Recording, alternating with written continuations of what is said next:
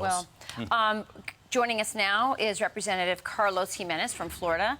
He's on the Transportation and Infrastructure Committee, House GOP's Homeland Security Committee as well.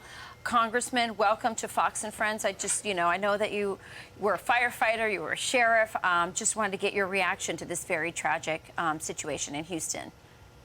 Well, as mayor of Miami-Dade, I was also the sheriff of Miami-Dade, and so it's a very sad day in law enforcement and the first response community. It really sounds like this was kind of a setup. Usually people don't get robbed at gunpoint with a rifle, and so maybe somebody was just riled it up, made a disturbance, got the police officers to respond, and then got shot from behind.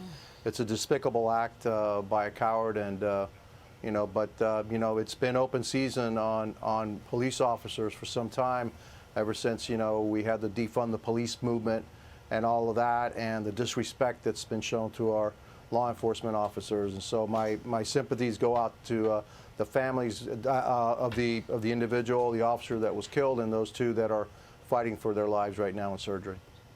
Amen. Well said. Well, Congressman, as we get more developments on this story, because it is breaking just now, we will bring them to you. But we want to get your take on another topic as well, seeing as you're on the Transportation and Infrastructure Committee. A lot of talk about infrastructure and, of course, about our supply lines, our supply chain.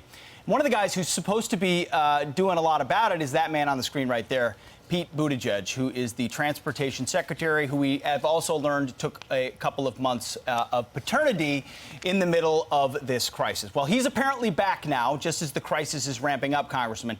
And here's part of what he said to our own Bret Baier when asked about the delays and these, quote, high-class problems, as a Biden economist put it. This is how he responded. Take a listen. So are new parents and any parent going to get the toys that they want to get for Christmas?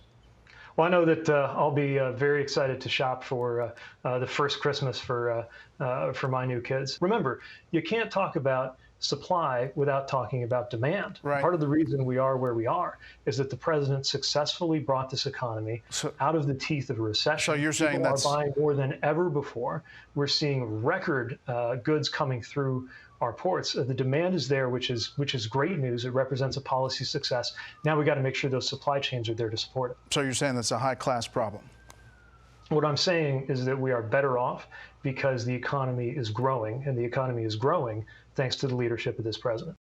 Congressman, I got to believe that inspires as much faith for you as it does for us.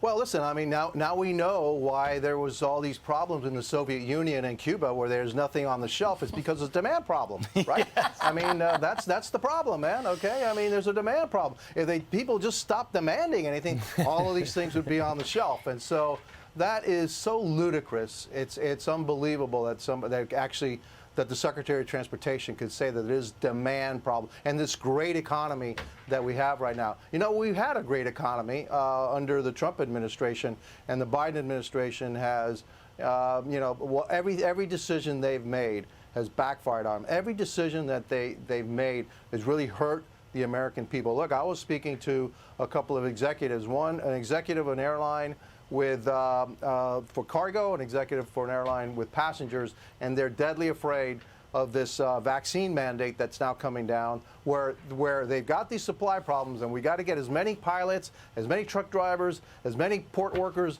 on the job as possible. Now you're going to have this vaccine mandate that says to them that they have to fire hundreds of their workers at this time, in this critical time, when we have the holiday season coming. So it just shows the insensitivity of this administration to the working people of America. It's an insult.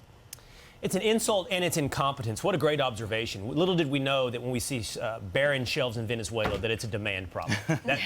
Who knew? I mean, my God. I mean, we just found out today Pete Buttigieg has figured it out what's going on in Venezuela and in the old Soviet Union and Cuba and all those other communist socialist countries that can't get the goods and the products that their people want.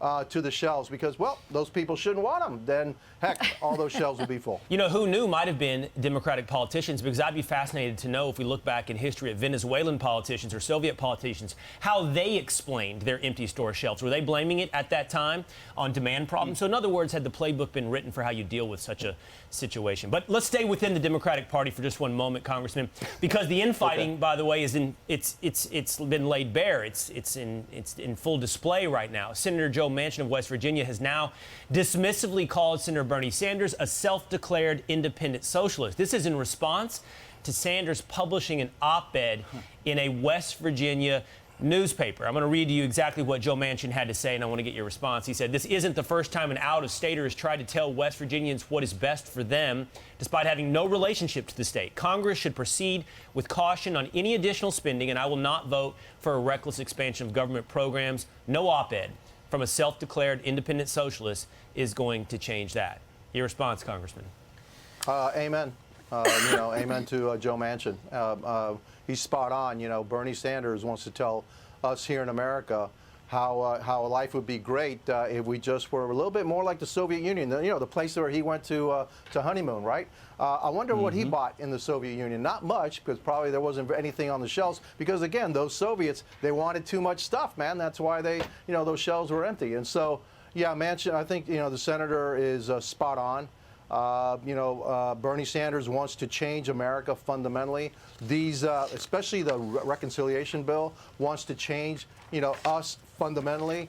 There are programs in there that are incredible. The amount is going to put our kids and our grandchildren in debt. We're stealing from our children and our grandchildren their future.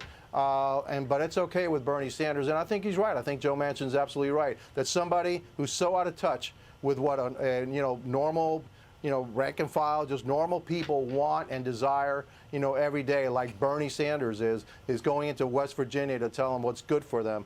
Good for you, Senator Manchin. And I think you put him on the spot. I think you hit it right on the spot and exactly what Bernie Sanders is all about. Yeah, I mean, I really think it's why it's so important that there are congressmen like you who, have a direct experience as a Cuban American with what we're looking at. Anyone who knows what's happened in Venezuela or has had family in Cuba looks at what we're seeing right now in our government and says, boy, we've seen this before. And it's really scary. And I just think you have such an important role in sort of raising the flag because I think too many Americans have taken for granted our prosperity and our freedom. And we are on a track to socialism and communism, and it is very scary.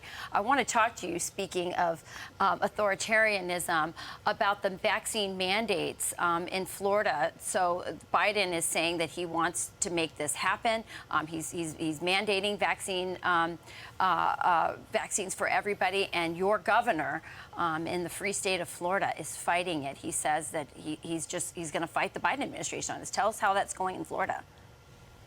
Well, look, the governor's actually had a pretty good track record here fighting the federal government. I am 100% behind our governor's efforts to file that lawsuit and stop the madness. Let's look at airline pilots, and they're now going to be mandated to be vaccinated, and yet you could have 300 passengers in the back that are not vaccinated, but the pilot is the one that's going to spread it all. And so there is no science here. It's all political science. It's just a way to keep this going, and it really makes no sense. And it's actually going to put our supply chain in real jeopardy. It's going to make things worse. And I think, my prediction is that the Biden administration is going to have to back off on this a little bit because there are hundreds of pilots and truck drivers and port workers, et cetera, even first responders that are saying no to the vaccine for their own reasons, and some people are saying, well, they're listening to misinformation. A lot of the reasons that they have are logical. And while I may disagree with some, I'm vaccinated myself, that's what America's all about. The ability to, pick and choose what you want to do as an individual, especially a medical decision like this, which is so important. Are you going to be vaccinated or not? That's a personal decision. That's not something that the federal government should be mandating, especially when it's going to really cause, problems up and down the economy of the United States. Yeah, you Man. think the supply chain is broken now. Wait till 20%, even 10% of Federal Express or UPS's workforce says, we're not ready. We're not going to come in under this mandate. Or Amazon. Wait till everything gets shut down. Yeah. Congressman, I hope you're right on walking back the mandates. Again, we're almost out of time. Real quick, to that second topic we asked you about. Yes, the Democrats are infighting right now, but what would you handicap the likelihood that they come together around a number around $2 trillion? That's the latest we're hearing for that reconciliation bill. Still terrible, still too expensive, but do you think they find a way to forge it? Well, look, I thought that they would come to some kind of agreement, but now when Joe Manchin, what he put on that tweet, he just didn't talk about numbers. He talked about programs, and those programs embedded in that reconciliation is really.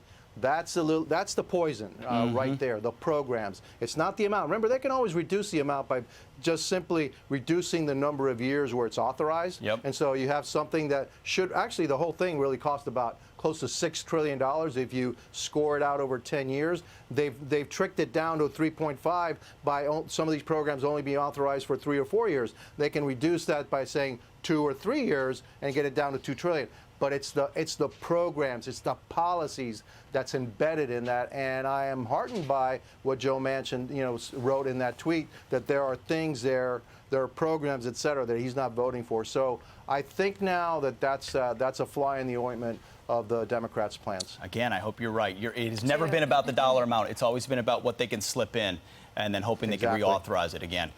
Congressman Jimenez, thank you so much for your time. Great stuff. Thank My you, pleasure. Congressman. Thank you.